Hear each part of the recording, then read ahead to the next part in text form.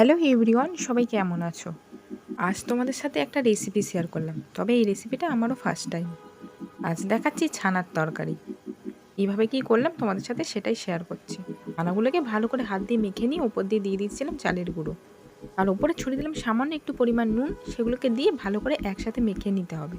এবার মেখে আমি সাইডে একটু রেখে দিয়েছি, আর বাটিতে নিয়ে নিয়েছিলাম টক দই। সেটাকেও আমি ভালো করে ফাটিয়ে নিয়েছি। দইটা ফাটানোর পরেই নিয়ে নিয়েছিলাম এখানে আলুগুলো ধুয়ে। কড়াইতে বসিয়ে দিয়েছি তেল। ছানাগুলো গোল গোল করে নিয়েছি। প্রথমে ভেজেছি, একদম ভেঙে যাচ্ছিল, তারপরে আমি আরেকটু চালের গুঁড়ি দিয়ে ভালো করে গোল করে নিয়েছি। এবার সেগুলোকে হালকা আঁচে আমি ভেজে নেব। তোমরা চাইলে এটা কিন্তু মিষ্টিও হয়ে যাবে যদি আমরা রসে দিয়ে দিই। এক এক করে আমি সেগুলো ভেজে নিচ্ছিলাম। আচ্ছা বলি, আমি এটা তো ভিডিওটা পরেই এডিট করছি, তো এটা খেতে কেমন লাগছিল? পুরো পনিরের মতো লাগছিল। প্রথমে তো আমিও ভাবছিলাম যে জানি না কেমন কি লাগবে, কোনোদিন খাইনি। সবগুলো ভেজে এই যে আদা রসুনের পেস্টটাও সাইডে নিয়ে নিয়েছি।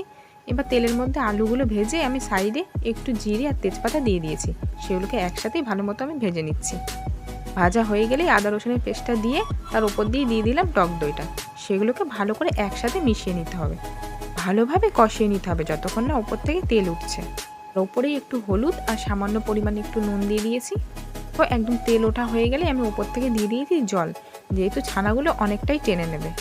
জলটা দিয়েই আমি দিয়ে দিয়েছিলাম সব ছানাগুলো। মতো আমি খুব হাসছিলাম, এই যে কড়াই থেকে পড়ে যাচ্ছিলো বলে খুন্তিতেই উঠছিল না।